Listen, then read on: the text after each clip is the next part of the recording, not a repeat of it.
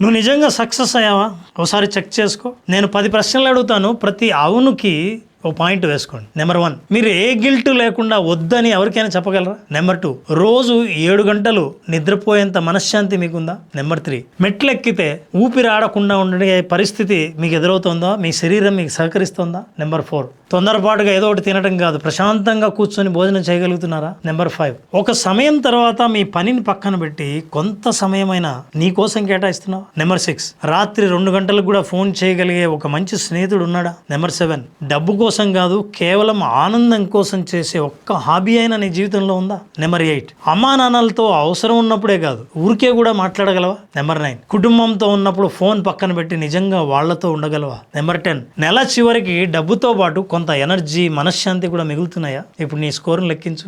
7 లేదా అంతకంటే ఎక్కువ వచ్చిందా? అయితే నువ్వు నిజంగా రిచ్ అని అర్థం. జీతం ఎంత అనేది ముఖ్యం కాదు. 5 కంటే తక్కువ వచ్చిందంటే ఇది నిన్ను జడ్జి చేయడానికి కాదు, కానీ నిజంగా సక్సెస్ అంటే ఏంటో మరోసారి ఆలోచించమని, ఇది గుర్తు చేయడానికి మాత్రమే నేను ఈ ప్రశ్నలు అడిగాను. మీ స్కోర్ ఎంతో కామెంట్ బాక్స్లో మీ స్కోర్ను తెలియజేయండి. మనోశక్తి 3 గంటల ప్రోగ్రాంలో వెంటనే రిజిస్టర్ చేసుకోండి.